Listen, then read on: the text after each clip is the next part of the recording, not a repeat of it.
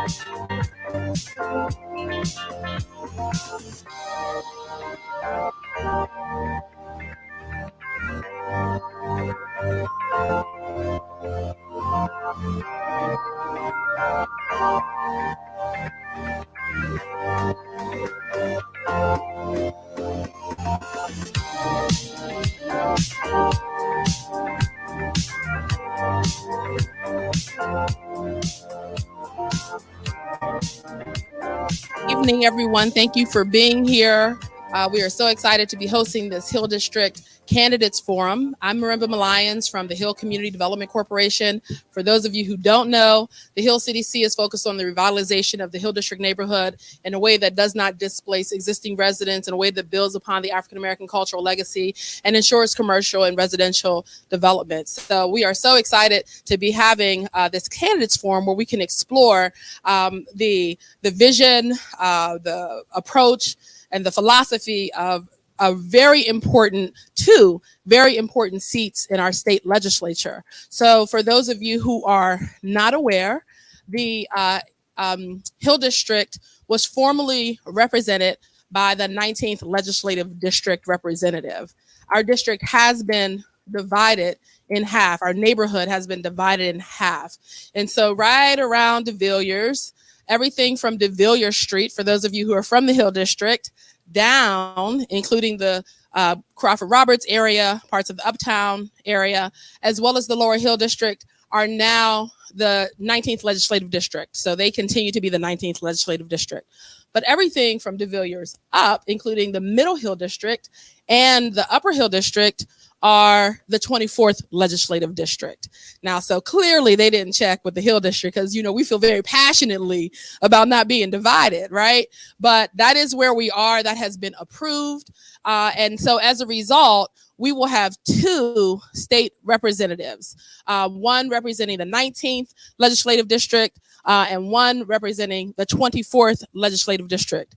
There was a special election on August 5th of this month that was held to replace the vacated seats of former Representative Jake Wheatley and former Representative Ed Gainey. I think you all know that Ed Gainey became the mayor of the city of Pittsburgh, and State Representative became the chief of staff to Mayor Gainey. As a result, that special election resulted in Aerion Abney being elected in the special election, and Martell Covington being elected for the 24th. So as those seats will be carried out until the end of this year. I'll ask them to give us the exact date of when that technical special election term ends. But at the beginning of next year, the election that's coming up this month on May 17th will generate the next full 2-year term. So our goal has really been to make sure that Hill District residents know what's happening so that they can be engaged in the process. You all know that we have so many critical issues that we're facing as a neighborhood, and we passionately need effective leadership. So with that, I want to take a moment to introduce some of my staff who's here today. We have Ricky Moody, who is the Policy and Economic Development Manager. We have TJ Graves, who is our Special Community Development Fellow. We have Chavesha Cheney, who is Programs and Policy Associate, and Donna Bauer, who is our Senior Fund Development Officer. So I definitely want to thank them for the hard work that they've put into creating this event tonight. And I am going to hand this off to one Miracle Jones.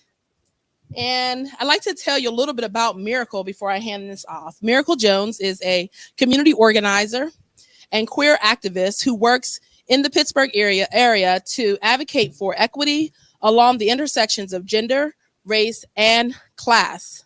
She currently serves as the Director of Policy and Advocacy at One Hood Media and the Director of Legislative Affairs of One Hood Power. She received her Juris Doctorate degree and Master of Social Work from the University of Pittsburgh. Her work focuses on implementing abolition-based principles and transformative justice through writing, policy, and advocacy. We are very fortunate to have Miracle Jones here to facilitate this evening's conversation and dialogue. And I do want to make sure that I recognize One Hood Media for ensuring that this is going to be live streamed both on their platform as well as the Hill CDC's platforms. So make sure you all go ahead and go on social media for a second. Let people know, go ahead and share it out. You can go to our Facebook / My Hill District, and you can go to their Facebook at One Hood Power, facebook.com, One Hood / One Hood Power. Okay. And there we are. And share it out. Let people know it's not too late to get here, but it will be soon. And more than anything, that they can hear the conversation for tonight. With no further ado, I'd like to introduce Miracle Jones. Thank you, Miracle.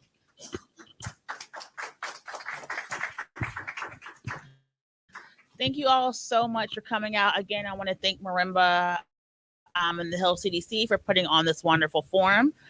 What we're going to do, we're going to have the candidates actually introduce themselves. They're going to have 2 minutes on the clock. And then we're going to have a conversation while I ask them questions. They'll have 2 minutes to respond. Facia's in the back. She'll raise her hand when you're at your 30-second mark and raise your hand again when it is going to be done. I'm going to ask everyone to be respectful, kind, and courteous. Please turn off your cell phones. You'll have a moment at the very end to ask some questions. So if you have note cards and pencils on the check-in table, please write your questions down. And TJ and Ricky will be collecting them throughout the evening. So we'll ask those questions when it's time for audience questions. And with that, I'm going to turn it over to Aerion, Representative Aerion Abney, who's going to do his 2 minutes. So we're going to go all the way down. They'll be sharing a mic. So you three have the first mic, and there's another mic coming, and you'll three have the second mic. Good evening, everyone. How's everybody doing? Good. State Representative Aerion Abney. I want to thank the Hill CDC for hosting this and pulling this together and for inviting me and having me here. I want to thank you all for being here as well. I see a lot of familiar faces in the room today. And I'm not new to the Hill District. Many people may have known me from my past work experience as a legislative assistant for my predecessor, then State Representative Jake Wheatley, roughly about 10 years ago. Or you might know me from my work after that at the Poise Foundation, where I was a program officer. We provided grants to different nonprofit organizations in the Hill District. Or many of you might know me, as I'm sure there's a lot of folks in here who are members of the Hill District Federal Credit Union. I may have seen you at an annual meeting. I am on the board of the Hill District Federal Credit Union. I've been on the board for about 6 years now. And so those folks who do not know me, I am a social worker by background, educational background. I have a master's degree in social work. And I see a connection between social work and politics in the sense that they are both helping professions. And for me as a social worker, I've been taught to advocate for others. And I've done that throughout my career. And I continue to do that as your current state representative. One of the things and reasons why I'm running is because when I knock on doors and I talk to folks, a lot of times the common theme that cuts across is the fact that a lot of people feel like they've been left out and left behind in this new Pittsburgh, right? They've been denied access to opportunities over and over again. And, you know, for me, a lot of times I feel like we live in a city of Pittsburgh where half people live like the Flintstones and the other half live like the Jensens. And most of the time people live like the Flintstones look like me. And so I want to be able to use this position as state representative to leverage it as a sphere of influence to try to change the realities of struggle for people. That's what I've been doing all my career as a social worker. That's what I'll continue to do as your state representative. Is this on? Yeah. Good evening. Good evening. My name is Reverend Glen Grayson Sr. I am the pastor for the last 27 years of the Wesley Center African Methodist Pittsburgh Zion Church in the heart of the Hill District. I am the founder and CEO of the Center That Cares, and I have been active in this community since day one that we landed. I'm comfortable in this building because oftentimes I bring my 2 grandchildren over to daycare here in the morning to make sure they're in a safe place. And what I say that to say because I'm rooted in community and making a difference and making an impact. I look at this young man who had probably his first summer job at the Center That Cares. I look at Mr. Fred, who helped found the Center That Cares for over 20 years. I look at Ms. Diane. I look at Mr. Dr. Woods. I look at all the people who are in this room today, and they've seen me active each and every day, every week, whether it's a cleanup, whether it's a march. I don't show up just to be showing up. I am a hands-on. You can call on me. You can count on me. I am a solutionist. I make a difference. So I'm excited to offer myself as your next state rep of the 19th district. I thank you for your time and consideration. And I ask that when you go to the polls on May 17th, that you vote for Reverend Glen Grayson, someone you know has made a difference, a proven track record of transformation and change. Thank you. Good evening, everybody. How you all doing? All right. Y'all gonna hear good evening a whole lot. So let's, you know what I mean? Good evening. My name is State Representative Martell Covington from the 24th Legislative District. I was born and raised in Homewood, and I grew up in a family of community organizers. My mother and my stepfather founded Community Empowerment Association in my family's living room. So service to community and community organizing has been my entire life. It's in my blood. In addition to being a state representative, I am also a football coach for Homewood Community Sports. I coach football and softball. So sometimes that I've spent on the Hill, it's been over at Kennard on the football field. And usually we lose when we up here, but it's always a good time. But, you know, youth and working with young people has been my experience. I worked for community empowerment for 8.5 years. And after that, I worked 3.5 years for State Senator Jay Costa, who is the Democratic leader to the state Senate. So I've had a lot of legislative experience, a lot of experience in the community and working with young people. And, you know, there's a lot of similarities in our neighborhoods between Homewood and the Hill District. The way I've been planning to invest in Homewood is the plan the way I invest in the Hill with public health, public safety, and most importantly, community investment. So thank you for all being here. Thank you for the Hill CDC and One Health Power for putting this together. And thank you all for coming out and sitting out here and talking to us. Thank you.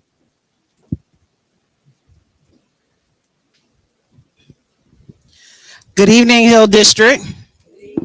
My name is LaTasha D. I have the opportunity and distinct honor of running for state representative in what is now the new 24th Legislative District that spans from East Hills to East Liberty to the Hill District. For 22 years, I've been a steadfast leader, community organizer, and a public servant in this city and in this region. My first work after graduating from the University of Pittsburgh was right here in the Hill District, also working for former Representative Jake Wheatley Jr. I actually planned the first Community Appreciation Day going back to 2003 that he continued to hold for many years after I had organized that first community event. For me, I want you to know the ilk that I come from is that I sat at the feet of Alma Speed Fox, the mother of the civil rights and women's rights movements in this region going back to 2004. She was instrumental and influential in putting me on my path where I could sit in this room before you today. You may be familiar with my work as founder, president, and CEO of New Voices for Reproductive Justice, an organization I led for 18 years that was dedicated to building a social change movement for the health and well-being of Black women and girls, our families, and communities. And so that work began right here in Pittsburgh. Work that I was able to transform from a grassroots collective to a national organization, bringing concrete resources to the Hill District, to the 24th House District, and to the greater Pittsburgh region, from our Social Justice Rapid Response Fund to our COVID-19 Relief Initiative, where I raised nearly $500,000 to serve Black communities and Black families across Pennsylvania and Ohio, as well as the Say Her Name Justice Fund, so that when we experience tragedies in our communities, we have actual financial resources to get through a sudden and tragic loss. My campaign platform is about health justice. It is about community safety. It's about environmental justice, equitable education, as well as voting rights. And so for me, I'm running to disrupt politics as usual. I'm running to unapologetically advance racial, gender, and economic justice. And I ask for your vote on Election Day on May 17th. Thank you so much. Thank you. How's everybody doing this evening? My name is Randall Taylor. I've been a longtime activist. I served for 12 years on the Pittsburgh School Board. First, I also have to recognize Jim Henry, that amazing man who made this building possible. We should never forget that man.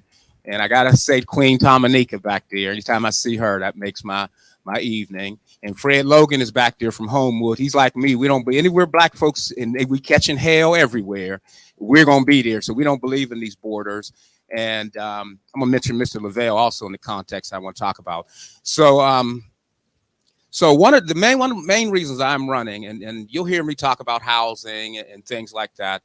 But one of the main things is the lack of respect that we get as Black people. That's the reason why we're having this forum this evening, because somebody decided that they wanted to combine these districts and split the Hill in half. And they didn't feel they had to come talk to anybody. Same as when remembers when they moved parts of downtown into this census tract, so downtown businesses could take advantage of the misery in this community. There's simply no respect. And I'm going to demand respect, because I have no problem calling out anybody if I feel that they're disrespecting this community, abusing this community, and yes, stealing from this community.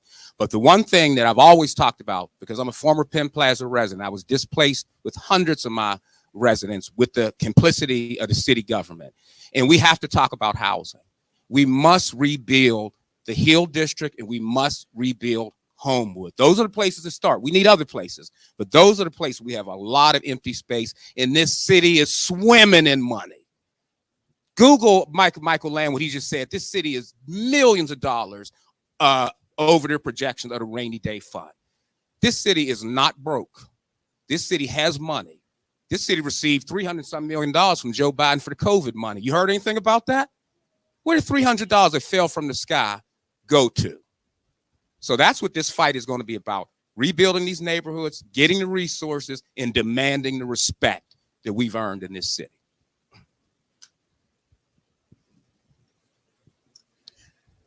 Hello, my name is Perlina Story. I was born on Dinwiddie and Reed. I'm from the Hill at McGee Hospital. For the last 45 years, I have been working for civil rights. I'm an activist. I'm also a nurse. I'm also an author of Illegally Incarcerated, No Justice, No Peace. I started Johnny Gamish March. I also have an organization called Teamworks Charitable Organization. I have an organization by the name of Teamworks Charitable Organization. And I I had that since 1988, where I create and find children jobs, teens jobs. We also do the Harambe's in Homewood and Wilkinsburg and East Liberty. I have been fighting for Stanton Story, who is also, he's my brother. He's been incarcerated for over 46 years for a crime he did not commit. He had the death penalty twice. And politicians that ran for the last couple of years for governor, that's how they got to be governor, by using my brother's name and giving them a death penalty when there was no death penalty in the state of Pennsylvania. But what I plan to do is continue to fight for my people, continue to build. I see the Hill is the same as Homewood and Wilkinsburg, McKeesport, Duquesne. We're all suffering, and there have to be something done. We can no longer suffer no more. We can't have no more puppets. You know, people paying people's way to speak for them. We need somebody to speak for us, and we need somebody to do for us. And I'm here to do for us. All right, we're gonna stay with Miss Perlina. I'm gonna ask everybody to make sure you're projecting. We have the fans because we wanted to make sure everyone was comfortable here. So we have the fans that's messing with the acoustics. So please make sure you're projecting. Thank you so much for introducing yourselves and talking about your unique qualities. What are your top 3 priorities for the Hill District neighborhood, and how will you enact your agenda? We're gonna go opposite directions. So starting with Miss Perlina. Okay, there's not enough housing. There's displacement of families, and separation is continuing because people cannot afford to pay the rent. Abandoned houses should be used to be productive, not torn down. And need more businesses and grocery stores in the area, not just one area, all over the Hill District. Needs more businesses, and the subsidies that's given to large businesses should be guaranteed for the community benefit, or give back to the subsidy. I mean, they have to get money to operate these large businesses, and then they just move out on us. So that should be that a contract should be made that they give money back if they move out. And last thing is the Penguins should follow the Hill District Master Plan that requires 30% of the housing to be affordable for low-income residents. And it's very important for the community to know what happened to those plans, and which they don't know. And yet they're tearing ground for a 20-story or more for the First National Bank. So there should be, answers to this, and something should be done. Thank you. Yeah, and not in a particular order, but issues that we do have to discuss in the Hill District and other parts of our community, which of course is the issue of violence and those type of things that are happening all too much.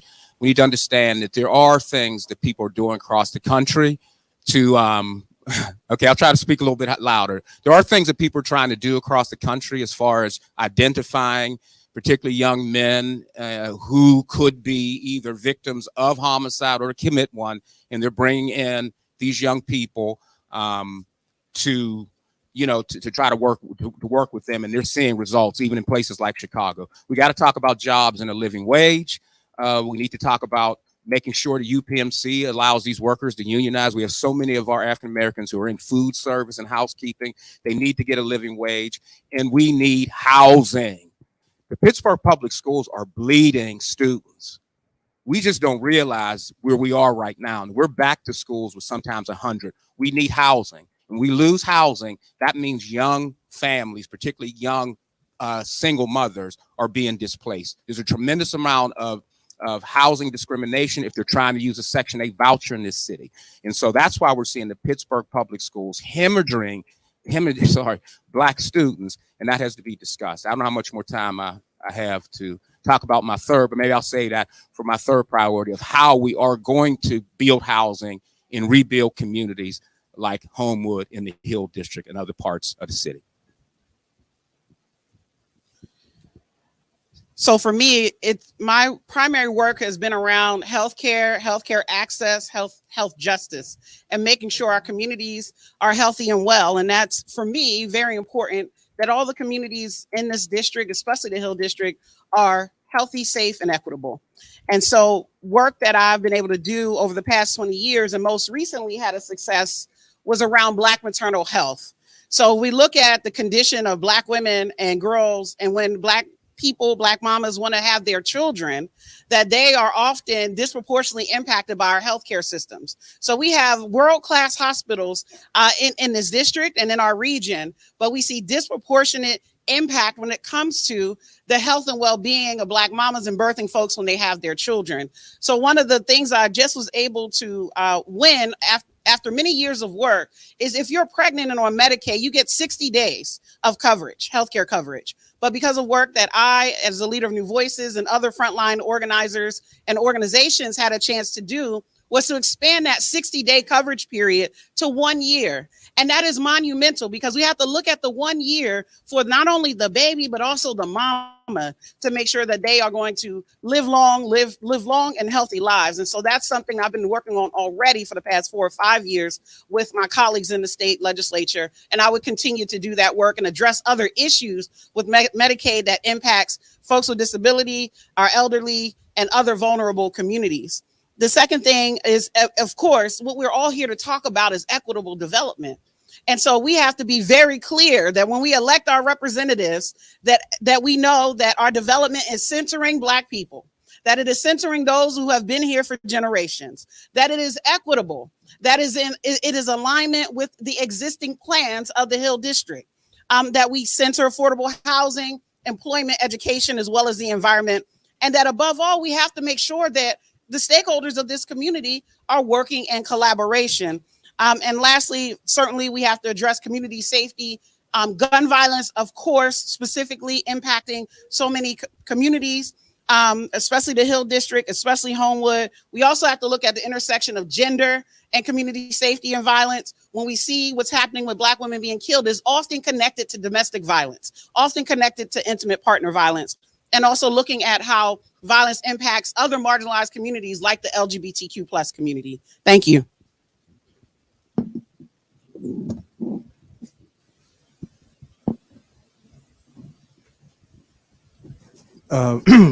Good evening. For those that came in late, I'm State Representative Martell Covington of the 24th Legislative District. The three focuses, community investment is one. And, you know, we are talking about housing and we're talking about employment, but we also have to talk about infrastructure as well. Infrastructure of above ground and below ground. And then that goes into environmental safety. We also have to make sure that we're talking about public safety. We've talked a lot about safety, but no one's talked about guns. No one's talked about gun laws, maintaining the gun laws that we have in Pennsylvania, and also fighting for extreme risk protection orders as well to talk about that. Also, we have to address ghost guns. We also have to make sure we're pushing for gun registry at the federal level. Guns is an issue right now. The accessibility of guns in our young people is something that we have to make sure that we're focusing on and we're addressing. And then also education equity. And that's not just during school, but that's also out of school time. That's also on the weekends. That's also career exposure, career opportunities, or making sure that our young people are able to work beyond the summer, getting exposed to jobs and trades, making sure that they have money in their pocket, making sure that they're not just caught out here being idle, because we know what that time turns into a lot of times in our community.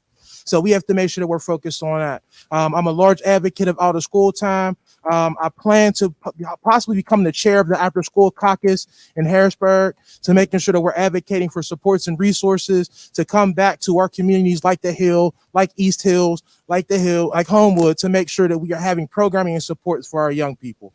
And I would like to talk more about those, but those are primary focuses I know will impact the Hill District as a whole. I'm good on time, right? I want to go. Okay, thank you. Again, Reverend Glen Grayson, and all of these issues, I guess, are paramount, and we all touch and agree on most of them being our main issue. Mostly, no question about violence, is attacking our community, African American community, like never before.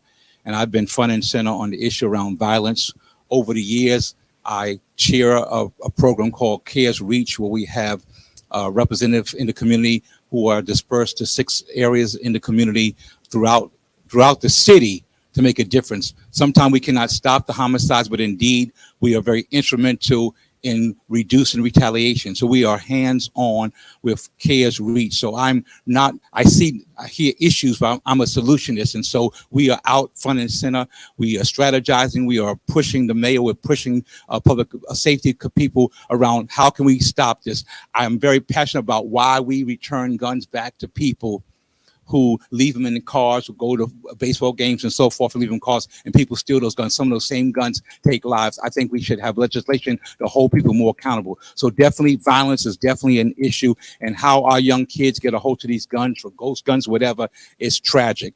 Education is paramount. In our local district right here, some of our kids have the lowest test grade scores in the city, and we have to make a difference. Things like, why should a kindergarten have to be able to walk from Fifth Avenue to Wild School? And so when the principal called me, I set up immediately a bus that picks those kids up every morning to get them safely from Fifth Avenue down to Wild School. So I find solutions the same way the guidance counselor called me when the high school kids were not able to go to school, had to walk 2 miles. I started a high school loop. Mr. Fred can tell you, we pick up kids every morning to help them get to school. So I've been front and center around violence, around education, and I'm very passionate about housing, this displacement and gentrification. If we don't wake up real soon, this neighborhood will not look like us at all. So yes, we have to find a safe way to keep us here, but at the same time as they tear down public housing, they're not replacing with people for people, family for family. And we wake up one day and we won't even be here. Not only that, we won't have the votes to make sure we have an African-American representative to represent us, because we won't be voting and we won't be here because we won't represent the numbers. I support the master plan from inception, because I've been part of it, that we have to stand with marimbas and our stakeholders to make a difference. Thank you. So education, housing, violence, and livable wage, where I make sure that everyone we hire, we try to make sure they have a livable wage that they can have. We also can have the American dream. Thank you. Thank you. Again, State Representative Aerion Abney, 19th District. I have a lot of priorities for the Hill and the entire 19th District, but if I had to focus on 3, I would say development without displacement. I know many of us in all of our neighborhoods, we do want to see development, but we don't want it to come at the expense of pushing people out. We have an issue in many of our communities where we are ethnically cleansing folks through the means of economics and through housing, whether that is the affordability of homes, or whether that is rent going through the roof. And so for me, I'm looking at anti-displacement strategies that we can put into our policies, our programming, and our planning. And certainly, for me, it looks like things like 1-for-1 replacement. It looks like, controlling our tax abatement program, especially for our older folks who are on fixed income. And it looks like doing development where our developers, and I do see some developers in the room today who are good developers, really understand how to center the community in that work, and focusing on how we can get some of the resources from that development project to flow back into the community. So I'm no expert in this subject, but I want to sit down and have conversations with folks like Marimba and others in the CDC and other organizations who are experts on it. So when it comes to state resources that will come into this community, that we understand how it benefits the folks who actually live here. And then I'll also talk about small business development, particularly our Black-owned and women-owned businesses. Here in the Hill District, I do see some business owners that are in the room, and there are a lot of state resources up in Harrisburg that folks just, and if you don't know, you don't know. And part of my role as your state representative is to make sure that you are aware that these opportunities exist, so that we can continue to grow your capacity, so that you can continue to hire people from the community that look like us, so we can give them a living wage. So improving and growing our small business development opportunities here in the Hill District. Is that 30 seconds left or a minute left? I'm done. Okay. And my third one, I'll just say, is around senior citizens and making sure that they have access to things, because oftentimes they get left out and left behind in these conversations around a whole number of topics. So focusing on senior citizens as well. All right.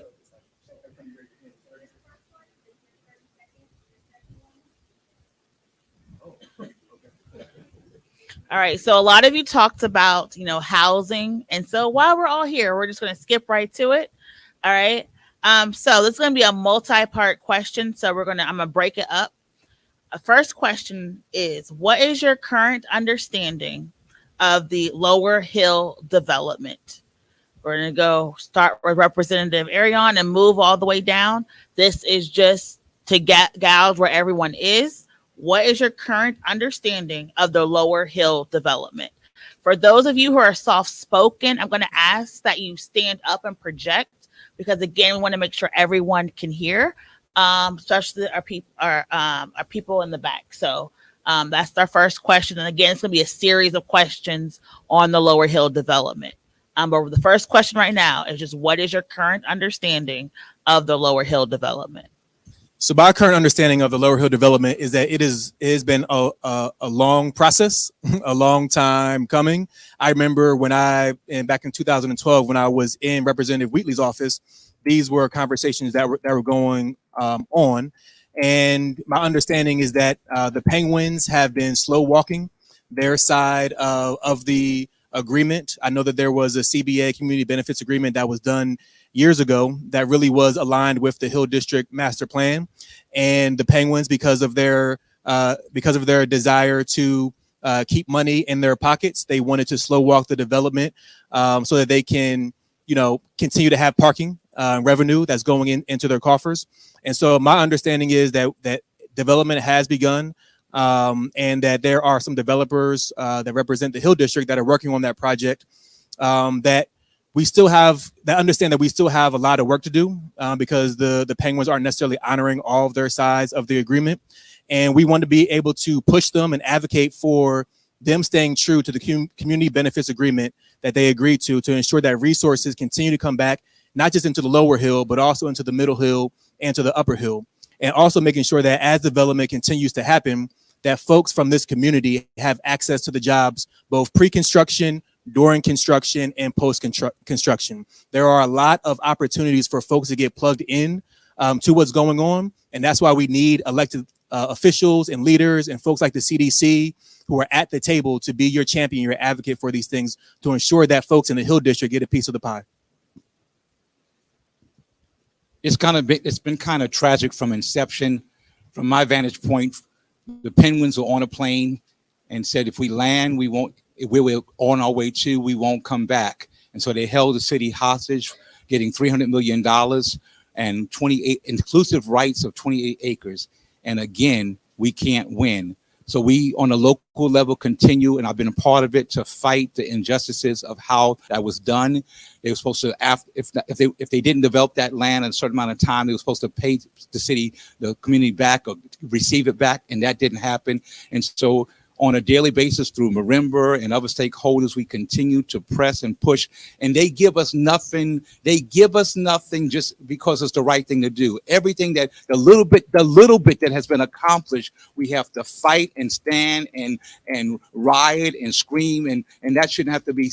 The moral compass of corporate greed in most cities, and even this city, is just they need to be accountable for. And so I will continue, like I have for the last 20 years, to stand up, to fight, to hold folks accountable. I'm on the SCA board, and sometimes there are $1 million grants that go through, awards, and we stop the process. Sometimes Solomon and I just say, where are our minority representation and women representation? And they have to go back and make sure that happens before we pass a bill. We who are in places who can make a difference, whether it's loud or soft, we have to be at the table, and I will continue to be at the table to be voice, to support and enhance this community, because change needs to come. They continue to take land, they continue to take all that's ours, they displace hundreds and thousands of families in the Hill District, and we have to fight and make a difference. Freedom Corner was developed to say, you can't take no more. And we citizens have to continue to stand up and fight and come together and say enough is enough if we want to save our community. Good evening. State Representative Martell Covington from the 24th Legislative District. I have, from some time, tried to read up and gain an understanding of the Lower Hill development. But what my understanding is that the Lower Hill hasn't been part of that development, or the Hill hasn't been part of that development. There have been, select individuals that have been at the table to kind of make decisions. And then when it's reported back to the community, the goalpost is moved, where the objective or what was agreed upon is continued to be switched and moved. And it's been like that for the past couple years. Also, there's an expectation that the community should be okay with the crumbs that are being handed off from the arena. When you talk about job opportunities, but the only job opportunities are to clean up or secure the offices and not to manage the offices, or not opportunities for upper mobility or upper management, but we're supposed to be okay with the entry-level positions and jobs, or small levels of investment into programming. And a lot of people are starting to now to roll their eyes at community benefits agreements because they don't think that it's a real thing or it's possible. But in reality, if you look in other states, you look at other cities, community benefits agreements can include millions of dollars for programming or supports for the community or development opportunities. So what we have to do is we have to create a radical imagination when it comes to these benefits agreements and ask for more and push for more. One thing that I will say is I know there's concern about losing power with one representative, but now at them tables, you're going to have two. You're going to have two people now that are going to be able to push and making sure that their supports, making sure that the real true community is at those tables and being discussed. So that's one plus to the Hill being split, is now you have two people that can hit hard instead of just one person. And I plan to be one of those people that's hitting hard and making sure that the Hill is represented properly in those discussions.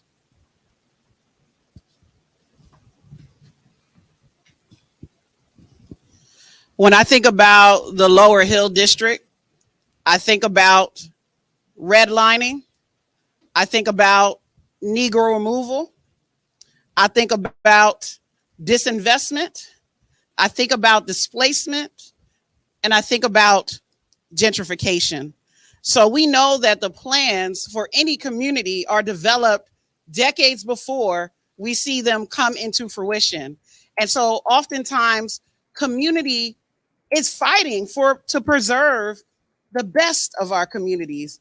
But often we may not have the political or economic or social power to be able to win and advance the things that we actually want to see happen. So that's why we have plans. Plans are a public record about what the community wants.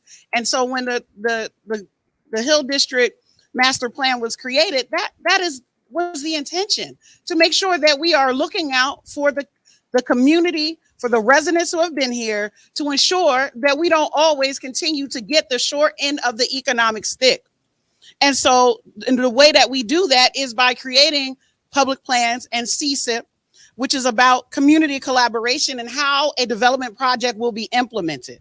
And so we are lucky to have the Hill District CDC. We're lucky to have other community organizations that are protecting the interests of Black people, protecting the interests of poor and low income folks.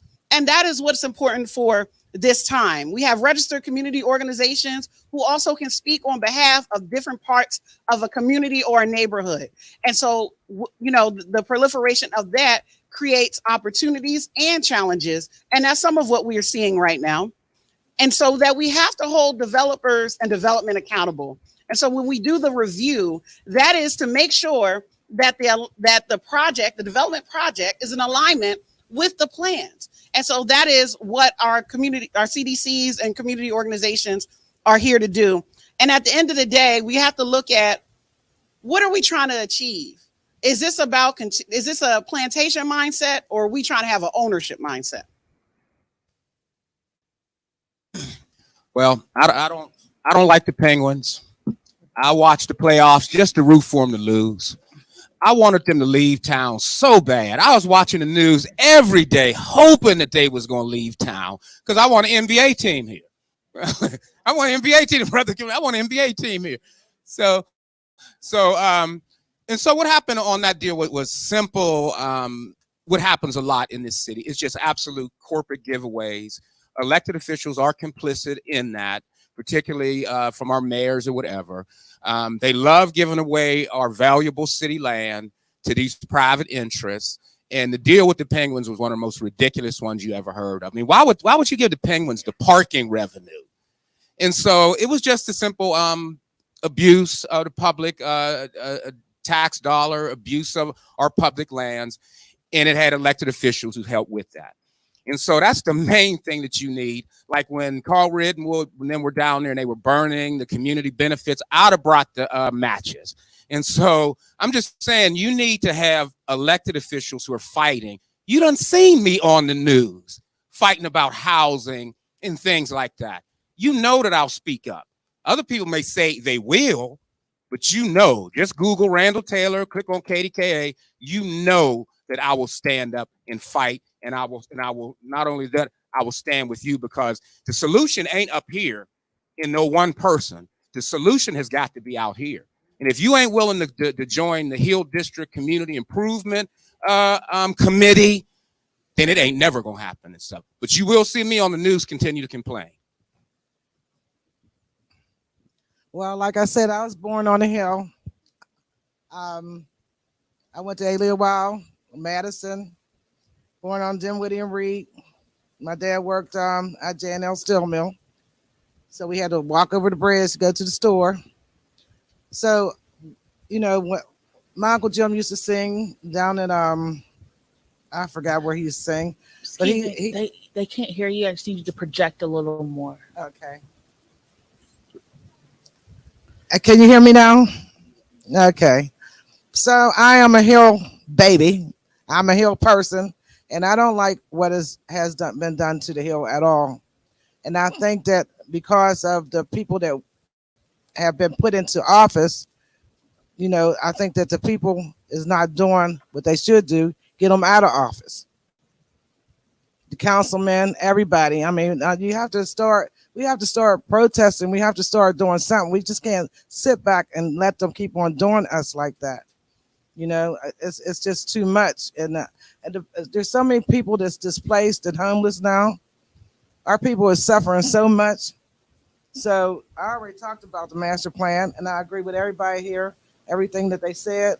I agree with everything, but we have to do something, and we have to do something now. We can't let these people, corporations, keep on taking over our values of the property that we do own, which is the Hill. Thank you. And sticking with you, my next question is, if elected, how would you advocate regarding the community reaping the benefits it deserves from the project? So if you win the election come May 17th, how will you use your position to make sure the community gets what it needs from the Lower Hill project? Well, first of all, I'm running as a write-in. And when you see write-in, just color the box, check the box, and write Perlina Story. What I would do is I would forfeit the contract, or try to forfeit the contract with the Penguins.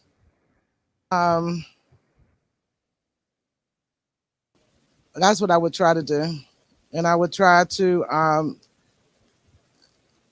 our people need, the housing and stuff is not cool, because the reason why it's not right is because you got people that's on Social Security. They give them that housing if they make under $707 a month. But anybody that's on Social Security that makes $1,214, they don't have no place. They can't get a house because they're making too much. And they're not really looking at the disadvantage they doing to the people of the Hill to get housing.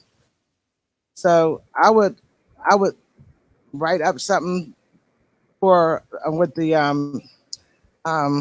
redevelopment corp to make sure that anybody that's on Social Security is eligible for housing, for one.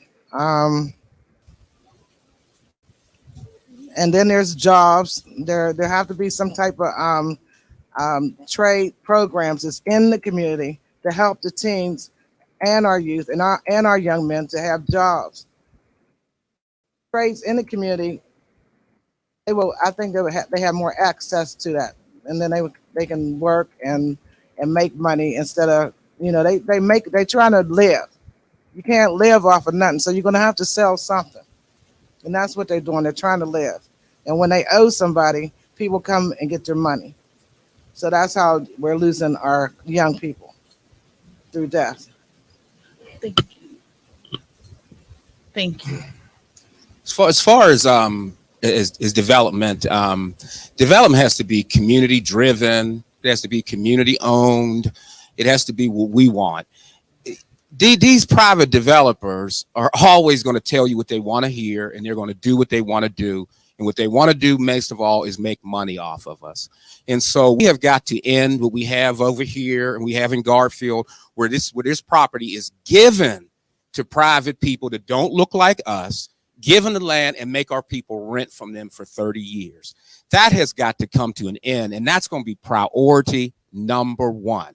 The deal that they have over there, they have it in East Liberty, they have it in Garfield. All that massive stuff was given to one person, and he has to keep it affordable for just 30 years. After 30 years, that property reverts back to that family. So you see that over there, and probably the next, I think that's been there like 15 years or 10 years. The next 15 years, and it could be less because they're so greedy, they go down 30. Where am I at? Because I just count in a minute. 1 minute. And so they go from 30 years to 20 years to 15 years. So I'm saying again, if that was like 15 years ago, just say it's 30 years, that property up there and all those apartments revert to the Mosites family. All that city land, all that's home. And you know what they can do? They can legally kick every single one of them people out of there. We're dealing with it right now in New Penley Place on the corner of Negley and whatever. That's been 30 years. And they sent him a letter a few weeks ago and said, we're going to renovate. You have to move out for a while. Then you can come back. And a few of us, because I fight these issues and people call me when these crises come up and other people in the community, and we're able to find out, and they said, oh, the letter was misworded. They're not going to have to move. We have to stop that kind of private and turning over our city land and making our people rent when our people need to be owning something.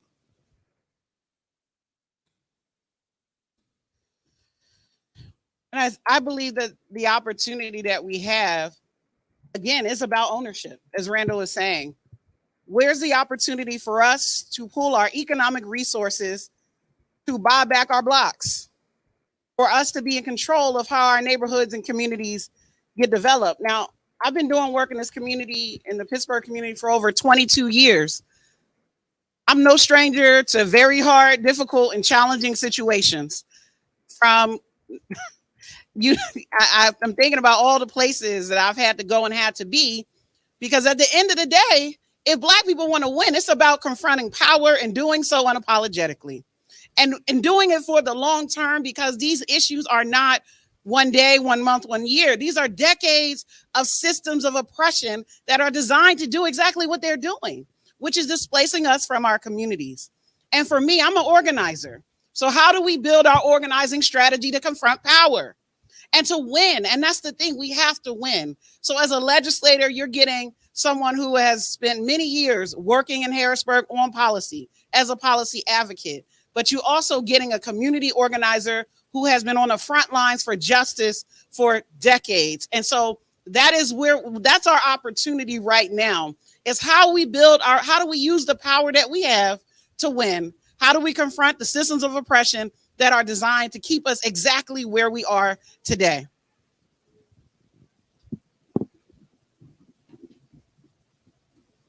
Good evening. My name is State Representative Martell Covington. And I guess the question for me is, if reelected, what would I do? So one thing I want to share is through my work with, I ain't done already, am I? Oh, all right. Through my work with State Senator Jake Costa's office as a legislative aide, I was part of the Oakland plan, the Oakland Master Plan. And I was also the technical advisor for the equity part of the Oakland Master Plan. And what I can say is, and I've seen it happen, is these plans can work. They just haven't worked in our neighborhoods yet. So you have that. So what you're going to get is you're going to have someone that already has the on-the-ground understanding that these plans, when implemented, can work with community input, with the stakeholders, with the institutions, and they're doing what the community wants to do. And there's been fights and there's been long meetings in the evening and tough discussions, but the things that are happening in Oakland are what people from that community are wanting to have happen. So I know that when you develop these plans can in fact work, and they should work. So that's the one thing that I want to come in with. But then also we have to advocate for funds being kicked back up into the Hill. There's no way that 2.5 blocks away from the arena, we have sidewalks that are cracked up and our seniors can't travel through them, right? Or we have blighted areas right around the corner from $250,000 buildings or things like that. There's no way that that should be happening. So what has to happen is we have to apply the pressure to new management, because I've done research on Fenway Sports and I know what they did in Boston. So we got to make sure that they're not going to do what they did around Fenway Park to the Hill District. Because if you talk to the folks in Boston, they got a story for you, and they created a playground for wealthy people up there at Fenway Park. So we can't do that. So you have somebody that's already willing to be proactive to make sure that those things do not happen in this district. And one thing is we got to address occupational segregation. And basically what that is there's a certain expectation that, is that the first or second hand? Okay, I'm sorry, but we got to address occupational segregation as well. And if we don't talk about that, that'll happen is they'll give us those small rung jobs and say they gave us jobs, but you got no way to move up and it's not a thriving wage. The 28 acres is probably some of the most prime land in the country for be this connected to an inner city, if you look around the country. And so we have to fight and safeguard and play a role in those 28 acres. Power is either organized, is two things: organized money or organized people. And so we may not have the money, but we have to organize our people to fight. That is public property, public land. They can't sell it to the URA, and the SCA cannot sell it without our approval. So we have to come together with the 19th to 24th, which will be some strong power, and fight and work together and make sure that we get a not more than a large slice of this pie. We have to, like I said before, every little bit we have gotten, we had to fight for it. If Marimba and other stakeholders didn't go down, and you don't know the work and the hours, and they sit back and labor, and they just wait for us to fight each other and divide and conquer. We cannot allow these 28 acres to go away from us, that they can divide and conquer. It is our last chance, because the layout of those 28 acres, how it's going to look, I'm fearful that we won't be able to even walk a half a mile to our own community that was once ours, because we won't be able to afford nothing around it, not only housing, but the entertainment. We couldn't, the parking. And so we have to really, though they are ahead of us, it's not over. And I just challenge us that like I have before over the last 20 plus years, to don't settle, to go back to the table, to pull a chair to the table and saying, you can't take our land. We have a right, because it's public. We own it. We're part of it. And I just challenge us in this room to do all we can to make sure, working through the stakeholders and the organizations, that we can make a difference. And I will promise, like I have over the years, to stand with you, to stand strong, to make a difference, and to hold powers to be accountable. So let's be clear about this, right? So, and this is not to cast any aspersions on any elected official that was around during the Civic Arena time, but government had a very significant role in what happened with the destruction of the Civic Arena and uprooting people from the Hill District. And I think it's the responsibility of government to have a role in righting the wrongs that they did all those years ago. And so I understand that as that project gets developed, the owners, the Penguins who are developing that project, they're going to have to come sit down with me as a state representative. They're going to either have to come to my office, I'm going to go down their office, and we're going to have an honest conversation about, we're not going to have development and you're not going to get state dollars, because what they want is tax credits. They want loans, they want grants from the state. And at the end of the day, your state representative is going to be one of the people who are going to sign off on it. Or we can try to slow walk it until they actually do what we need them to do. And so those conversations that I will have with them, they probably won't be honest with you and have those same conversations with you about what's going on. But my role is to come back, hold a community meeting, and talk about, this is what they're really planning on doing. And this is what they want from the state. What do we want? What do you want me and others to go back and negotiate with them? And if they're not offering what we want, then we don't sign off on any state grants, state resources, or state loans. That's what we can try to push to be able to do. What they want to do is what Rev said. They want to divide and conquer. They know that there are organizations in the Hill District that don't always see eye to eye on everything. But I look at the Hill District like a family, just like my family. I don't always agree with my sister. Sometimes I have disagreements with my cousins. But at the end of the day, nobody from the outside of my family better say nothing mean about my sister or my cousin, because I'm gonna say something to them, right? And so I feel like that's what the Hill is like. We may disagree on certain things. We may not be on the same page on everything, but when it comes to people from the outside looking in, trying to take advantage of us, we need to come together to stand up for our community. And I think I've seen in the past the Hill District do that, and I want to be a part of continuing to do that going forward.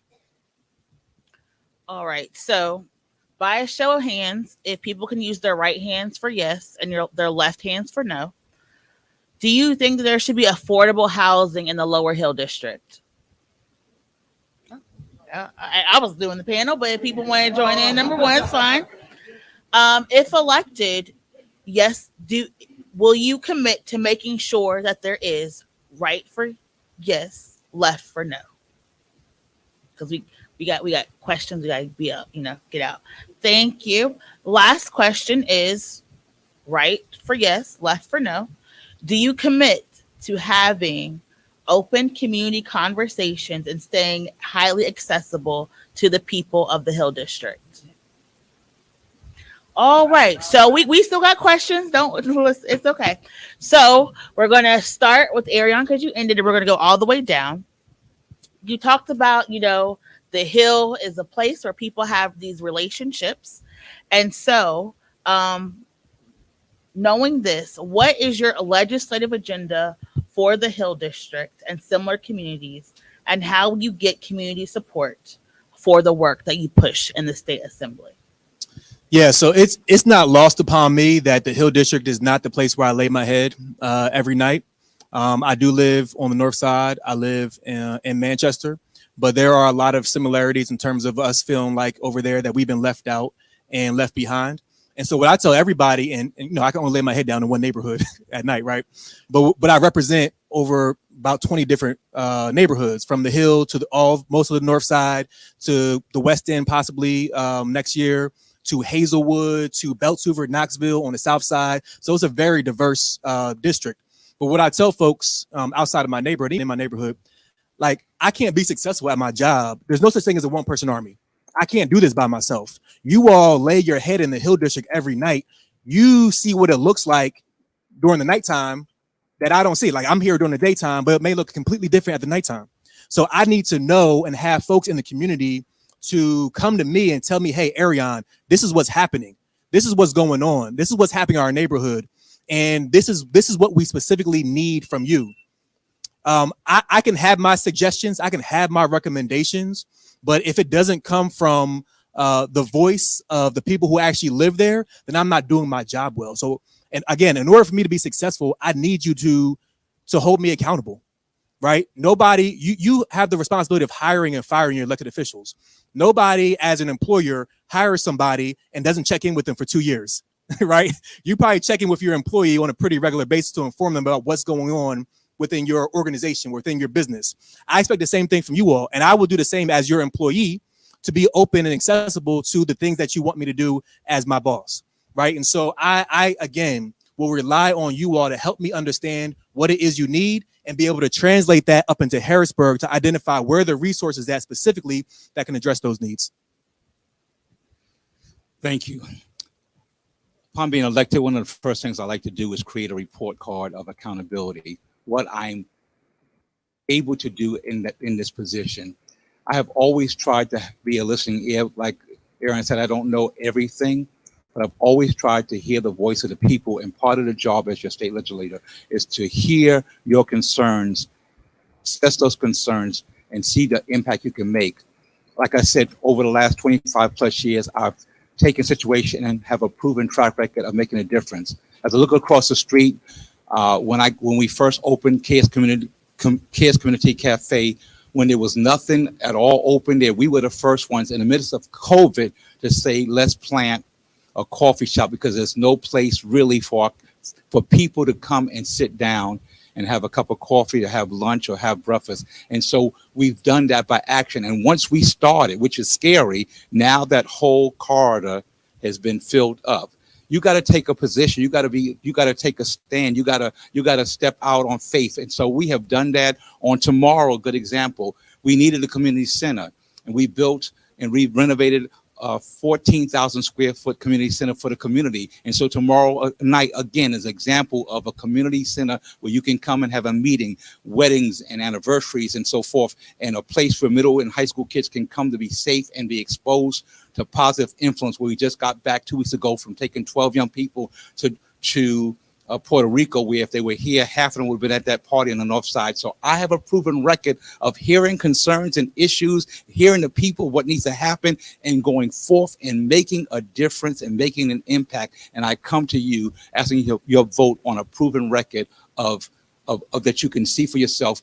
I'm there, I'm out there. I didn't march in that peace walk on Saturday because I was running. Anytime the community say, Reverend Grayson, I need you front and center, you can count on me. You can count on me locally, the whole 19th district, and you can count on me in Harrisburg. Could you repeat the question, please? Yes. What is your legislative agenda for the Hill districts, and how will you get community support for anything you introduce in Harrisburg? Thank you. So first, the key is accessibility. I know that the concern that a lot of Hill District residents are going to have is, as a representative that represents a portion of this Hill, that we're going to be focused on the east side only. And you're not going to see your representative only when there's a ribbon cutting or something like that. So to address that, I want to have office hours, and not just office hours, but people's office hours. I realize that the people's office is in the 24th district. So what we want to do is we want to make sure that we're going to have office hours for Hill District residents, so that you don't have to travel all the way to East Liberty or Garfield to get support, to get rent rebates filled out, or get LIHEAP completed, or get your Senior Citizen Connect card. We're going to make sure that we're going to have posted hours on the door, on the website, on our Twitter, when you all can come out right down the street to the Hill and get the same supports that you would when the people's office was there. So that's going to be the number one focus. But then also we have to make sure that we're supporting small businesses, and we're going to highlight small businesses throughout the district, but mostly in the Hill district. And also I have a plan for 24BC, which is the 24th District Business Coalition. What we want to do is we want to bring business owners from all over. The 24th District is going to go from, starting January, from East Hills to the Hill. And there's a lot of different demographics and a lot of different populations when you travel from East Hills to the Hill. So we have to make sure that we're focusing on all of our constituents and supporting them. But then also we want to make sure that there's a lot of senior centers on the Hill. I will also say that I got my committee assignments last week, and I am on the adult services and older aging and older adult services committee. So that means I will be able to frontline legislation that supports senior citizens. Actually, the first bill that I co-sponsored was to double the rate for rent rebates and property taxes.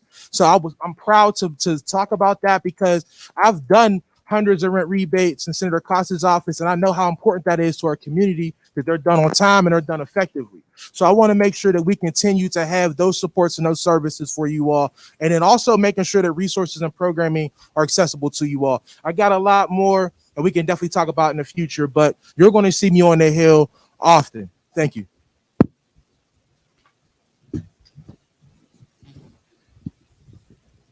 So the three things for me, it is about legislation, and we go to Harrisburg to change laws and to change policies, but there are other ways that we actually can impact change. Sometimes it's budgetary, sometimes it's administrative.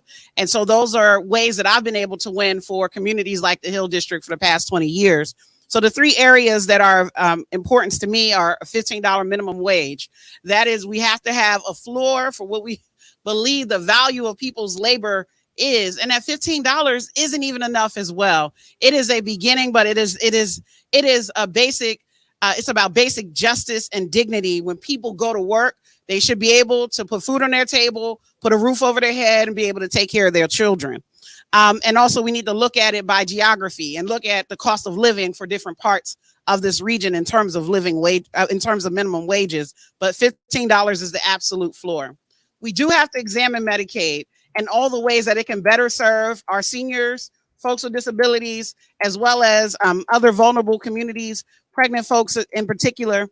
And then I also would focus on community schools investments so that we maximize the ability of our schools and our communities to not only educate our students, but support our families and communities as well. And right now there's not dedicated investment for community schools. The way that I would gain input is the way I've always done it, which is to make sure that we organize and strategize and that we are acting in one accord. So for me, together, let's develop our Hill District legislative plan. So we decide together what are the policies and laws that we want to change. And that is my commitment to you as the next state representative for this district. And lastly, this is about one Hill District towards one destiny. And so legislation is where we began. But if we're not together and acting in unity, we will continue to be divided and not be able to secure the resources we need for our communities. Thank you, Miracle. One of the questions I would hope you're going to ask is, how are we going to bring affordable housing to this community? It's on there, but go ahead. And I'll jump the gun. And as Reverend Grayson said something very important. The one way to know what somebody can do is take a look at what they have done. And our families cannot move into and feed their families on speeches and nice suits and all those kind of things. And so I'm proud to have had Faison Elementary School built in Homewood. I'm proud to have gotten Westinghouse renovated. And so it's about real things that our people can taste, touch, and feel. We can rebuild these communities. The money's here. And one of the things I want to talk about, and I'm going to get a chance, Miracle, is to talk about tenant-owned cooperatives. Street Google Van Drive out there in the 15208, which is Homewood District. Take a look at what that looks like there.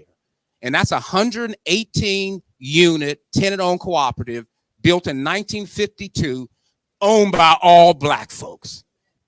And it's theirs, and they take pride. And they don't have no landlord. But I'm going to explain a little bit when I get a chance and I get my 2 minutes to talk about how that can work.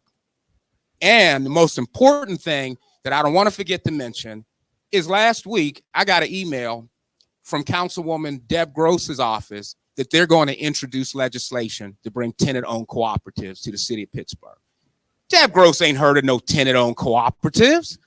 We brought that forward. We brought that solution forward. And as Ed Gainey said, because I said before, they got the money. What did Ed Gainey say? Let's go get it.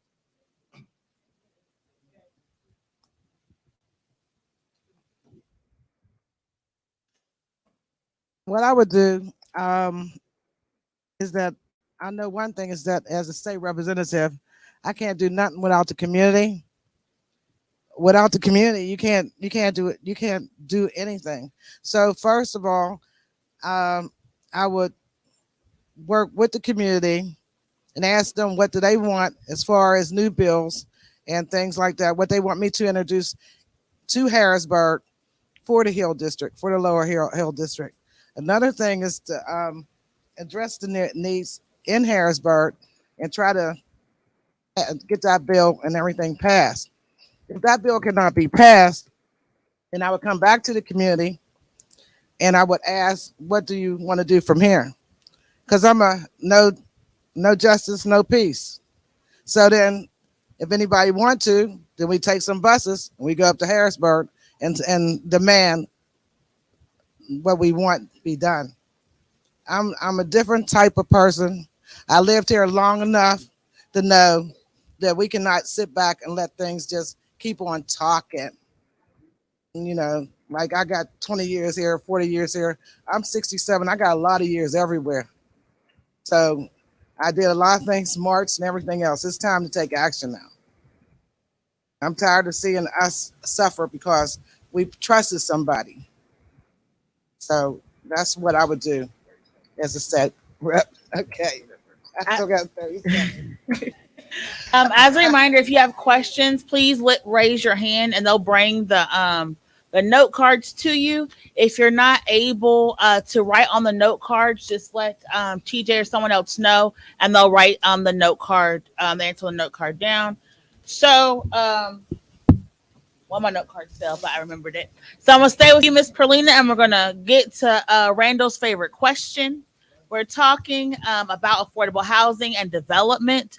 What is your plans and strategies to address the housing crisis and that's facing the Hill District? Start from you and go all the way down.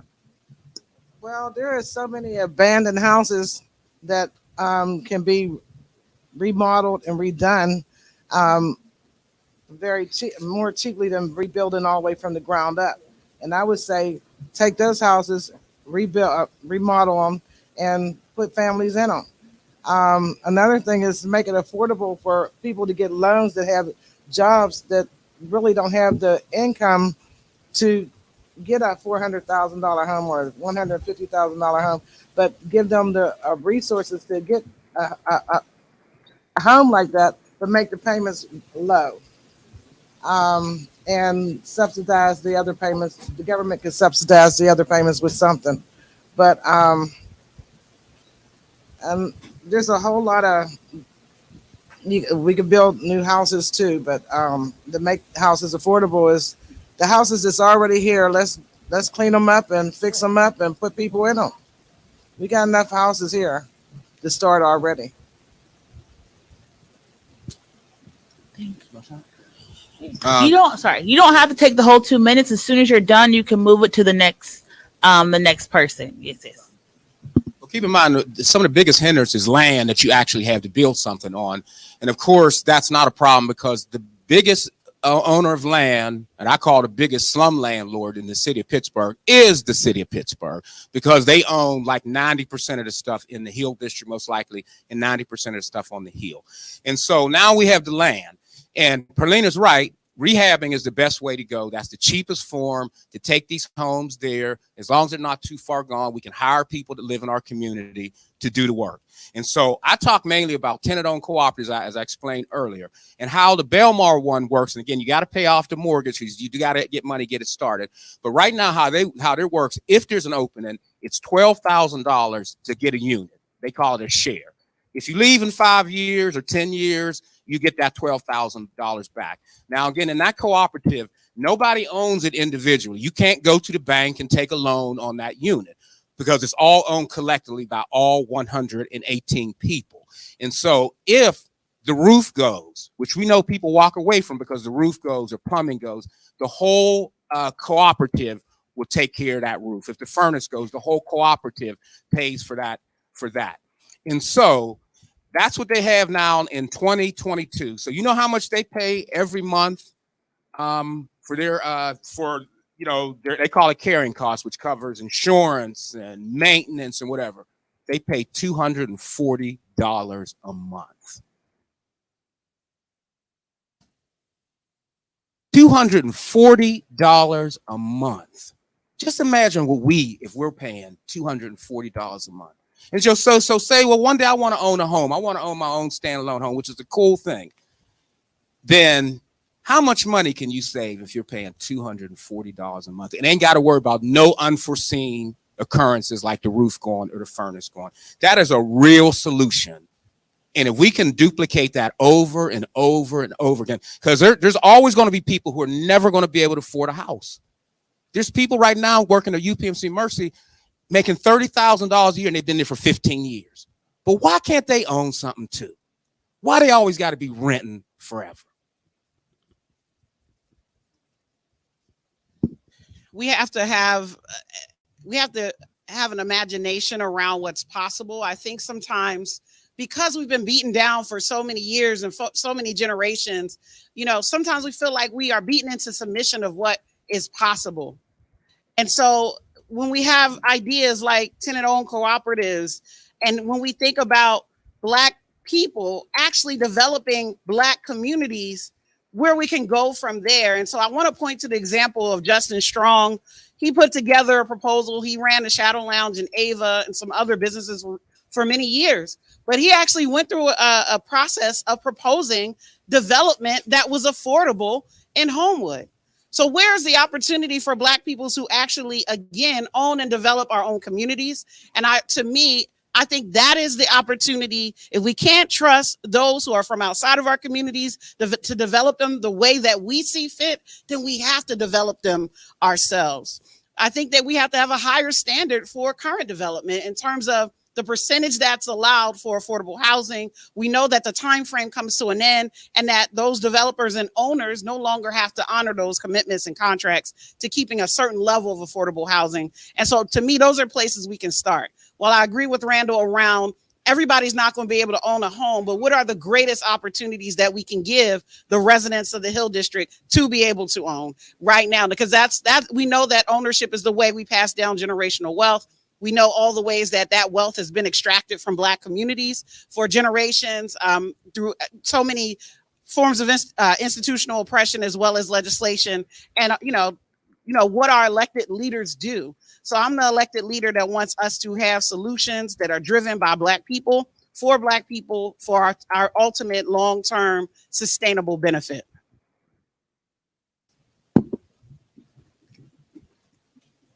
Good evening. State Representative Martell Covington from the 24th Legislative District. First things first that we have to address and talk about is the fact that Pittsburgh really doesn't have a Black middle class. You know what I mean? And I think that's a topic that is lost amongst us a lot of times, is we don't talk about that there's upper class and then there's the lower class, but we really truly don't have a middle class. And that affects home ownership. That affects the neighborhoods that we invest in. That affects how our neighborhoods look, because the wealthy families ended up moving out of the city and headed out to Penn Hills or to Monroe or the Turtle Creek or McCandless now or whichever. So we lose that investment in economic support. So we have to make sure that we're having conversations about how can we develop Black middle class neighborhoods, and what does that look like? I spent a lot of time at Belmar Gardens as a kid. I grew up on the East End, so it's a beautiful space, and it was a place that we felt safe playing at. It was a beautiful thing. But if I can speak now, I don't have $12,000 right now to put down on that, So what can we do, and what can we talk about to make sure that everybody is able to afford that quality housing that is in a safe space?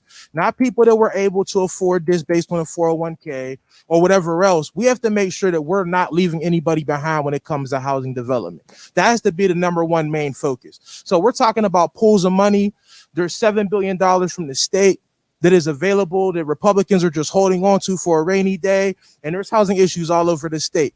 As it was mentioned before, there are funds from the American Rescue Plan that the city of Pittsburgh has that could be invested in housing as well.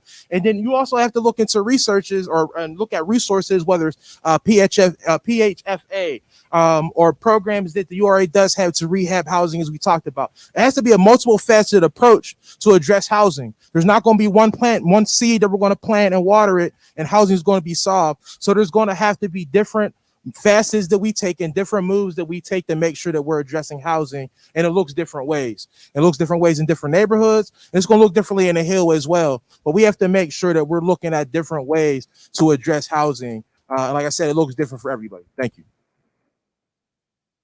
In reference that we don't have a middle class, part of it's by design. I met a young lady who's a PhD. She's a doctor of English at the university, and her husband moved here from the South. I said, "Where do you live?" She said, "Squirrel Hill." I said, "How did you wind up in Squirrel Hill?" They told me, not to live in the Hill or Homewood, and they directed me to Squirrel Hill. That's one reason why that we don't have a middle class, because it's by design. They are redline and encourage those professionals to move other places, and that's what happens. Secondly, the URA and the city owns a lot of land, but the red tape, we have to stop. We have to cut through the red tape. It takes forever to acquire even sometimes houses. Before that blue sign is put up there for demolition, we say, why can't we buy it? 2 weeks ago, did a cleanup in Homewood. We would clean up houses and backyards of beautiful homes that had wonderful bones, but they were dilapidated and closed up at this point. And I said, we should have I maintain we should have a program for like $10,000 or less, that a person could acquire that home and have 2 years to fix it up. If not, after that, rent it or some type of clause. But we can save these homes. The Hill had a lot of pride. Homewood was where people moved to, was in many ways for Black people, the middle class. And now a lot of those same homes are almost destroyed. I think we as African Americans should have our own think tank of how we save these homes and save our community and empower our community. That when I was a kid, we left home and there was indeed, everyone didn't have a degree, but you had the school teacher and you had the guidance counselor who helped your family. I'm one of 9 kids. My parents didn't have degrees, but we had family. We had a community around us. We had a village. And until we return the village, we won't see that. And because what they're doing is they're spreading those gifts and talents other places. And we don't have, and our young people don't have the role models right now to see. And all they see is the rappers and the NBA players and blah, blah, blah. And they need to see us. They need to see us leave the house in the morning, going to work with livable wage and livable jobs. And that's when you start seeing the difference. But we can sit and strategize and say, don't take that house. Allow us to land bank it. Allow us to put in a system where our people can own these homes and not be displaced, because we'll wake up in a minute and we will not be either in the Hill or Homewood in a minute. So I agree that our young people need models of behavior. For me, this is probably one of the reasons, my inspiration for actually running for public office, just because I'm 33 years old. When I grew up, I didn't see anybody that looked like me that was an elected official until Barack Obama got elected, and I was like 20 years old. And I didn't even, growing up, have many Black teachers that looked like me, right? And so I do agree we need more models of behavior who are in positions of leadership and that actually making change in the community, so our young people can actually see that and aspire to be more than what they're seeing on TV. When it comes to affordable housing, you know, I'll be honest, as I speak to folks who are actually experts in this field, you know, the definition of affordable housing, you know, looks a little bit different for some folks. But what I will say is affordable housing does not look like having slum landlords like we do have here in Pittsburgh and treating people like third-class citizens, where you have some places where people are actually living where there's mold growing in their basement. You have places where people are living in there's mice and rat infestation. And there are a lot of landlords who are taking advantage of folks because they are on some type of housing assistance, and they look at them a certain way. So they treat them a certain way because they're on housing assistance, and they know at the first of the month or the third of the month, their money is going to hit their bank account. And so they don't treat the people like the way they should be treated. So for me, I want to take advantage of those folks who are slum landlords in Pittsburgh, but also try to figure out how we can work with our organizations and our individuals to help prepare them for home ownership. I was very fortunate at the age of 25, I was able to buy my house, but I had to go through credit repair. I had to understand about down payment. But there are programs that are out here, and they've done it very well where I live in Manchester, where the federal government gave our version of the CDC, which is the MCC, resources with the URA to redevelop about 20 homes in Manchester, and they put about $200,000 in it, historic homes, and they sold them for $100,000 to folks who were on a certain income. And the way that the program works is that the person is able to sell their home, but after a 15-year period, they get the full benefits of it. So when that house, that person who bought it for $100,000, it was assessed for $225,000 on day one, because government money was put into it to offset that cost. So 15 years later, because Manchester is getting developed, her house is going to be worth over $300,000, and she only paid $100,000 for it. That's building generational wealth. That's government money putting into programs to help people who are lower income build that generational wealth over time. That's what we need to be able to do. All right. So we have a little over 15 minutes, and each of you have a 2-minute close. So we're going to do a speed round of questions. I want to ask if you can try to keep your answers to 30 seconds or less. So if we have both mics on the table, if we get, I'm going to start with you, Miss Perlina. Because you talked about working with youth prior, how can we work to support children economically in disadvantaged areas? Well, we can get, like I said before, we can develop trade programs in the communities, and that would help children have jobs and have something to do, and feel that they feel responsible, and give them some pride. For the children, we can have recreational centers that really have something for the children to do. have mentors in there to help them with their help them with their education. We can what I used to do was develop jobs for them, call around. They used to go to different people's homes and cut grass, or with the Allegheny mental health program. I taught them how to go and, well, I taught them CPR because I'm a nurse. I taught them CPR, and they would go and go to people's houses and babysit after the person was investigated and checked out and everything else. So there's a lot of things that we can do for our youth. It's just that we all have to do it together. Thank you. Reverend Grayson, Black developers play a key role in our community.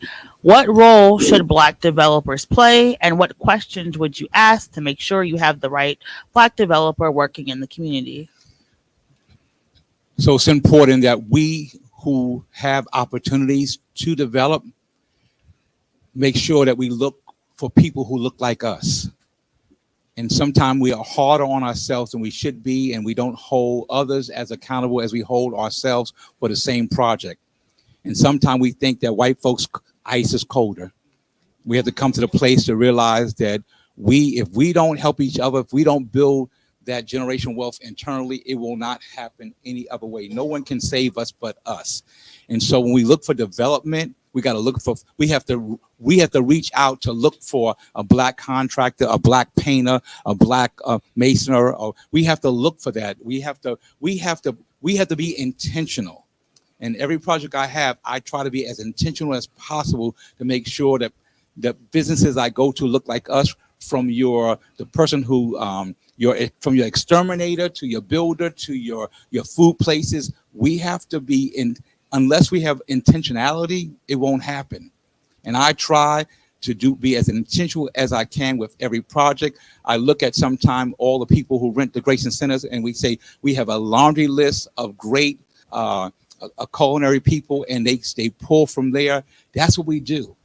We don't have to look outside our community. On this past weekend with the August Wilson Day, it made me feel good to see all those African-American vendors out there. And I went from table to table. That's just what I do.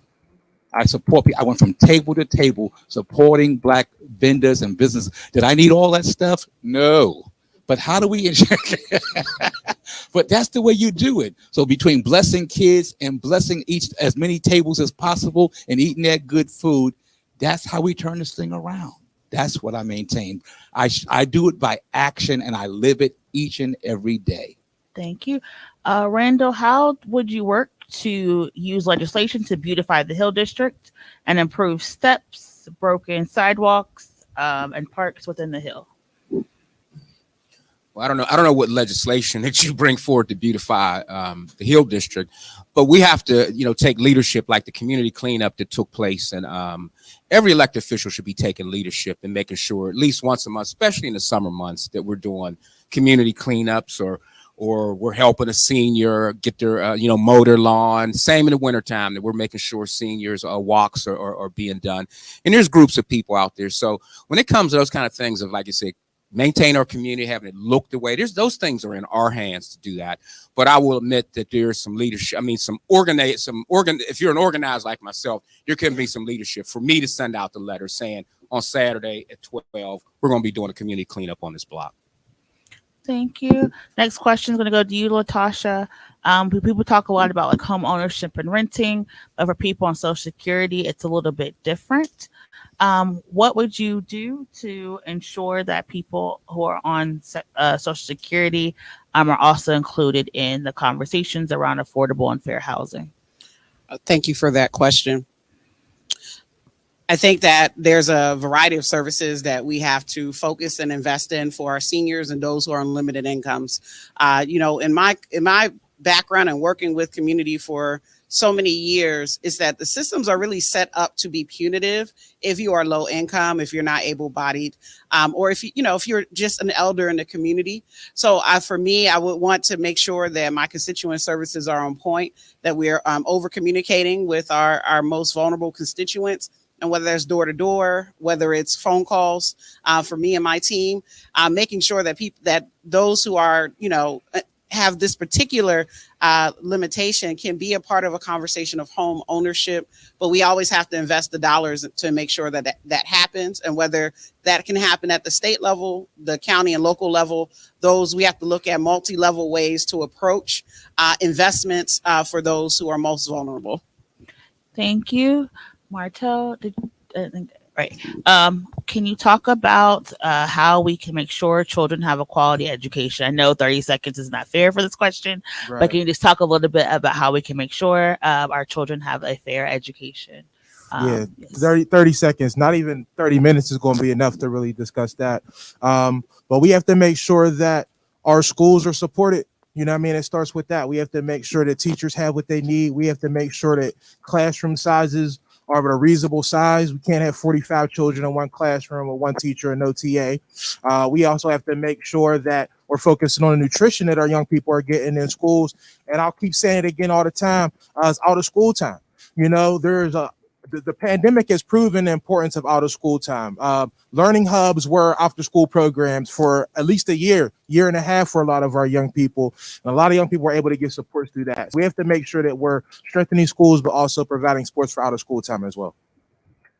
And Aerion, our last question is, there's a need to assist seniors who are also homeowners who need to stay in their homes but are struggling with repairs. Can you just talk about what can be done to assist seniors to keep them in their homes and to fix their homes and the issues that they're having? Yeah, so one of the things that I mentioned earlier was about tax abatement programs, especially for folks who are seniors and on fixed income. We currently have some tax abatement programs here for the county, but how can we look to expand that? I'm sure many of you have seen in the paper, there's been a lot of conversations about reassessment of your taxes and the potential for your taxes to go higher. So how can we push back against that? But then also looking at like PHFA, which Martell mentioned a little bit earlier, they do have resources. These are state dollars around housing that can go directly to our communities, that can go to our housing authority and the URA to be specifically go to seniors to fix up their facades, to fix up their roofs when their furnace goes down during the winter time, being able to make sure that they have heat. That's something that I want to be able to prioritize as I continue to serve as your state representative. All right, we are at the end. So I'm going to ask, I know you were promised 2 minutes, but I know there's other things. There's another form you have to go to. So I'm going to ask if you can do your close, start with Miss Perlina and with Aerion, and just do your closing arguments. Aerion, also when you do your close, there's been a couple questions about the People's House. Can you talk about that and the office? And before after your close, so you'll have an extra like 30 seconds. But starting with you, Miss Perlina, and then going to end with Aerion. Again, my name is Perlina Story Nelson, but on the ballot, I'd like for you to check Perlina Story for state representative. It have to be filled out. You have to write my name in. Like I said, the reason why I'm running for state representative is because the community needs someone to go in there and speak up for us. We can no longer let other people come in there and speak up for us with all their promises. They keep on promising and promising and promising for years. I done heard so many promises. Okay, and so I want to go up there and I want to speak up for us, and I want the community to come with me to fight for us. There's a difference. I'm fighting for the community and with the community, and to have things changed, to stop people from going to jail for things that they did not, crimes that they did not commit, for our children's education, for housing, for senior citizens, and especially for the handicapped.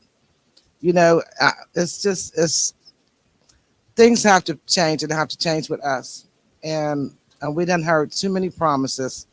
So I want to take these 2 years and give my best to Pittsburgh, to Homewood, East Liberty, the Hill. I want to give my best and let that be my last march with y'all. How long? As short as possible. As short as possible. I know you were promised 2 minutes. No, that's okay. as Because short as honestly, possible. like I said, I've been out here for many, many, many years. So if y'all don't know me by now and what I'm about and who I am, there ain't too much more I can say. But I will take 1 minute to say that we're in a moment right now that it is extremely important for us to vote in 2022. And a lot of times we don't value what we have. Like sometimes we don't value our community, but but we should value when you see other people trying to take it away. So we talk to many, particularly young Black males who are not voting, who are not registered, and they're saying, oh, our votes don't count. In 2022, if we get us a Republican governor, your votes really ain't gonna count. And so we need to put all that aside and concentrate. Even all this time talking about housing, the number one thing that must take place is we cannot allow a Republican governor to have a Republican House and a Republican Senate, because they are going to move us back to second-class citizens. Oh, it can't happen here. It can happen here.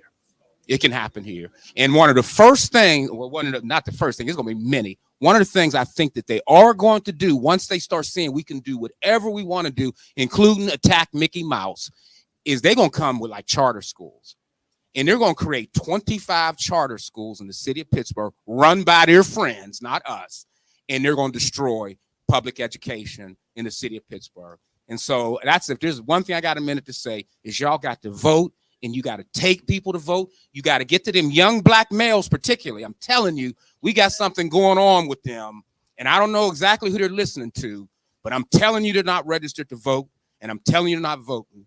And the same things go on other places. We got to vote in 2022.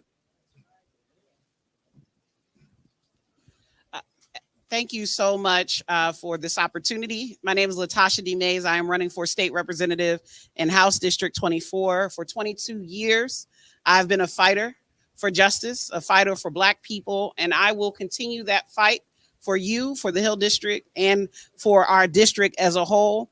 When we talk about what the work has been, I can tell you a little bit about my work, which has been about making sure that pregnant incarcerated women don't get shackled at the Allegheny County Jail. I'm making sure that we expanded health care to those who qualify through the Affordable Care Act, making 80,000 low-income women across this state eligible for full health care in Medicaid, making sure that we have paid sick days. So no matter whether you're full-time or part-time, you can have some time off when you are sick so you can take care of your children, et cetera. Expanding protections for LGBTQ folks across the county is work that I've done. And I've been knocking on doors in this community across the district for over 10 years, ensuring that we vote every single election, specifically Black women ages 18 to 49. So I am a progressive champion. I'm an experienced policy advocate, and I am an impactful leader who has brought concrete resources already to this district, and I will continue that work. I've been endorsed by Pittsburgh Federation of Teachers, as well as Planned Parenthood, Pennsylvania, as well as the Sunrise Movements for Pittsburgh and Pennsylvania. So I ask for your vote on May 17th because I'm running to disrupt politics as usual, not to maintain the status quo. Thank you so much. Good evening. Martell Covington, State Representative for District 24. Thank you all for sitting here in mask in a warm room and, listening to us, give you answers. Thank you to the Hill CDC and One Hood for making this happen. Basically, what I want to say is I want to share the fact that my family's roots start on the Hill. My grandmother, my grandfather lived on Center Avenue. My grandfather was a member of Ebenezer Baptist Church. He was an usher. And in the 50s, my family moved to Homewood. So, there was the kind of diaspora that started on the Hill and moved to Homewood and to Wilkinsburg or to the north side. And, my roots start here. And I hear a lot of people talk about, I remember when Pittsburgh had this or when we had these. I'm a young man that I don't remember those things. And that's why I'm running, because I can't talk about, I remember when there was movie theaters or when there was grocery stores or things like that. I never saw them. I'm 34 years old. I'm the youngest person that's going to be on the ballot for state representative. And we want to talk about inspiring hope. That's why I'm running, to inspire hope. Or let's talk a conversation about young Black males. And here I am, a young Black male that's running for state representative. I'm not going to apologize for my age or my experience. And that's what I stand on. And my family has been 10 toes down in this community forever. And I'm looking to continue that on, to carry that banner, to making sure that we're investing in our community, that we're supporting our community, and also that we're making sure that at the highest level in the state, we are represented. And that's what I've done. When you see young people from Homewood, you don't expect them to be state representatives. A black male that looks like me, probably incarcerated or dead right now, right? But I'm defying the odds, going against statistics. That's what I am right here. And all I'm asking for is you all to vote for me one more time on May 17th to reelect me as state representative. And let's make some things happen, because we have to talk about the future. What does the future look like? What does the future of our community look like? What does the future of the Democratic Party in this state and this county look like? You're looking at it right here. I'm the vice president of Young Democrats of Allegheny County. I'm the first black male to be the vice president over 35 years. So we've been working and we're going to continue to work, but I just need that vote. Thank you all. Take care. Get home safely. Thank you for pulling this together tonight. It's been inspiring. Again, Reverend Glen Grayson. I'm the pastor of Wesley Center Zion Church and the founder of the Center That Cares. I want to ensure the entire 19th district, not just the Hill, that I will represent the entire district upon being elected on May 17th. I look at my life, and really my story is I'm a pastor and a person, the people's choice, a person who has a history of rolling up his sleeves and making a difference. During COVID, when there was no place for kids to go, when parents struggled in terms of technology, I opened up the doors of Wesley Center Zion Church as a learning hub. There was no food shortage. I was on the corner, not for camera, but I was on the corner every Friday giving out thousands and thousands of food to the community people. When someone dies, whether they have dollars or cents, I'm front and center making a difference, giving them respectful homegoing service. So I have a history of being hands-on, a history of marching with the Giants, with UPMC paying people $13 an hour. 30 years later, I've marched down there with all those organizations and stood front and center. I've sat with young people and the riots and so forth. I am respected by the community, not only here, but throughout Pittsburgh. Received the Champion of Change Award from Barack Obama, because nationally, the community have seen my work. And I trust that this city, the 19th district, will look at a record of transformation, a record of impact, a record of change, a record of someone who's rolled up their sleeves from inception. It's my DNA. It's all I know. Not only me, but my entire family are hands-on people trying to make a difference, giving our heart, our body, and our soul to this community. I need you, when you go to the polls on May 17th, my name will be on the ballot. Vote for Glen Grayson as your next state rep. Thank you. Thank you. Good evening, everyone. Again, Aerion Abney, State Representative, 19th District. I want to thank the CDC and One Hood for organizing this. I just want to say, to the folks in the Hill is near and dear to my heart. It really is. Like I said, even though I do not live here, my entire adult lifehood, since I was old enough to be able to legally work, I've been doing work in the Hill District. And I was doing it before I was ever elected or before I ever ran for office. And I think that, it would be expected of anybody that's ever going to run for office that they would do some work in the community in which they live. I think if you're running for office and you never even worked in the community where you live, you might not want to be running for office, right? So that's going to be expected. But I think it says something about an individual that over their career has stepped outside of their comfort zone, stepped outside of the place where they live and work every day to go into all the communities within the district to serve the people. I'm not new to the 19th district. I'm not new to the Hill District.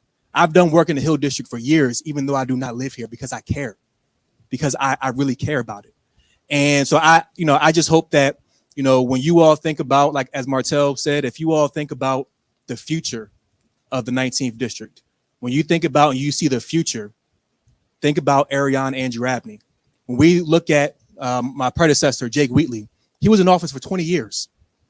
Before him, Bill Robinson, I would think maybe a little over 10, maybe close to 15 years. About 15. K. Leroy Irvis was in for a long time. When folks tend to get in this position, they tend to be in there for a long time. I'm in there now. And I've already built seniority over the people who are starting in January. And if anybody knows how Harrisburg works, it works off of seniority. Not literally how old you are, but how long you've been elected official. So if I don't win on May 17th, the Hill District goes back to ground zero in terms of seniority, and that determines how you get resources to come back to your community. So do you want to go back to ground zero on May 17th?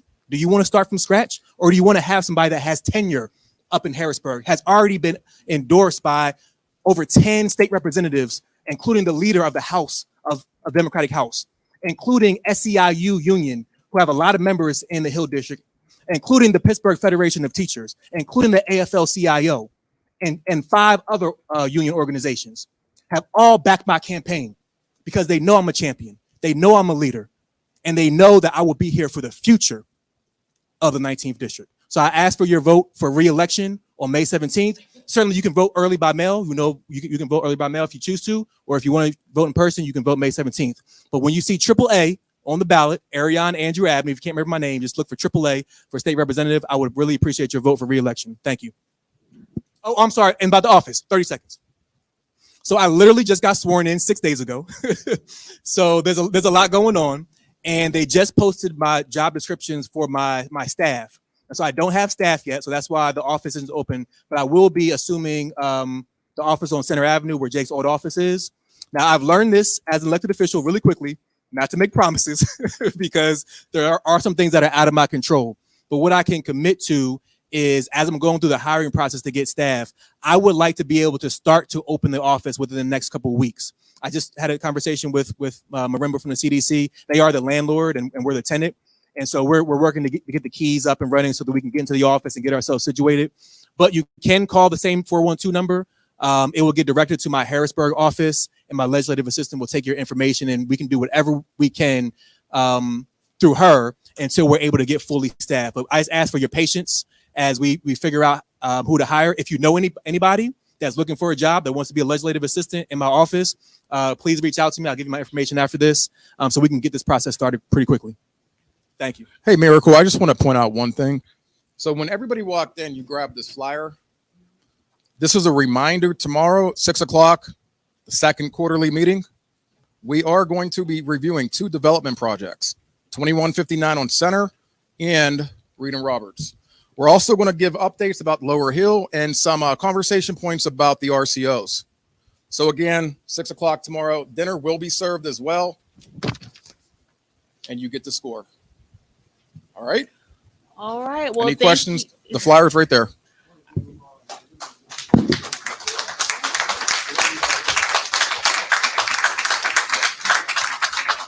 Thank you all so much for coming out. Please get home safely. Make sure you like and follow the Hill CDC on Twitter, Facebook, and LinkedIn. Thank you all. Have a good night.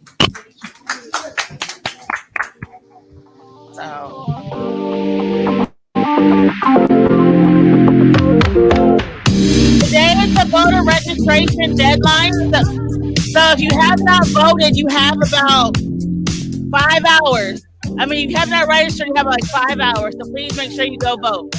You have an issue at midnight.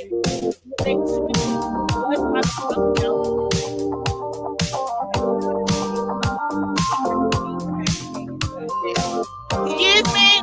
Sorry. Wait. If you have